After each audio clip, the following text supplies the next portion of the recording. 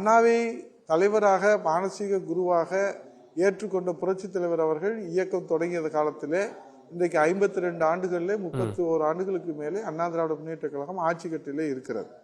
ஆகவே இது போன்ற வரலாற்றுடைய தொடர்ச்சியாக அரசியல் களத்தில் சேவையாற்றி ஒரு முதலமைச்சர் பதவியை மட்டும் இலக்காக வைத்து கட்சி தொடங்கியவர்கள் காலத்தால் காணாமல் போயிருக்கிறார்கள். சேவையை முதன்மையாக வைத்து உழைத்தவர்கள், மக்கள் சேவையை மகேஷின் சேவை என்று உழைத்தவர்கள் காலம் கடந்து நின்றிருக்கிறார்கள். ஆகவே இப்போது நடிகர் விஜய் அவர்கள் சேவையை மையமாக வைத்து அவர் தன்னுடைய கட்சியை முதன்மைப்படுத்துவதை காட்டிலும் முதலமைச்சர் பதவியவே அவர் முதன்மையாக வைத்து அவர் இன்றைக்கு கட்சியை பண்ணுகிற போது திராவிட முன்னேற்ற கழகம் என்கிற பேரறிஞர் அண்ணா அவர்களுடைய கொட்டுகிற மலையிலே ராபின்சன் பூங்காவில் தொடங்கப்பட்ட இயக்கம் 75 ஆண்டுகள் பவர் விழா தாண்டி இருக்கிற அந்த கட்சியினுடைய வலிமை என்ன, அந்த கட்சியினுடைய பலம் என்ன என்பதை விஜய் புரிந்திருக்கிறாரா?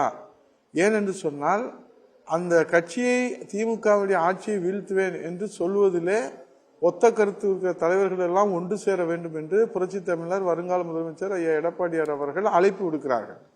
ஆனால் இவர் சொல்வது என்பது இதுவரை தமிழ்நாடு காணாத நாங்கள் அதிகாரத்திலே பங்கு கொடுக்கிறோம், ஆட்சியிலே பங்கு கொடுக்கிறோம், முதலமைச்சராக நாங்கள் இருப்போம் என்று சொல்லுகிற போது அதற்கு வரவேற்பு எந்த அளவிலே இருக்கிறது என்று நாம் பார்த்தால் முதல் மாநாட்டுக்கும் இரண்டாவது மாநாட்டுக்கும் பாயாசம் என்று திமுகவை சொன்னவர் இப்போது திமுகவை பாய்சன் என்று சொல்லியிருக்கிறார்.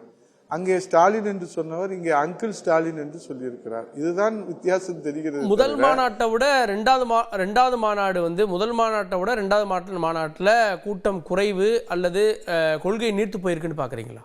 இல்லை, அதாவது முதல் மாநாட்டில் முதல் படம் ரிலீஸ் பண்ணும்போது எப்படி இருக்கும் என்ன இருக்குன்னு பார்க்குற ஆர்வத்தில் வர்றதுக்கும் பிறகு இதுதான் இந்த ஒரே பேட்டர்ன், அதே ரேம் வாக்கிங், அது அவர் வரும்போது அந்த பாடி கார்ட்ஸ் வர்றது, இப்படிலாம் எந்த தலைவர்களும் வந்ததில்லை. அதாவது ஒரு தலைவர்கள் என்பது பொதுவாக மக்கள், தமிழ்நாட்டு மக்கள் எளிமையை தான் விரும்புவாங்க, மக்களோடு மக்களாக இருக்கணும்னு விரும்புவாங்க.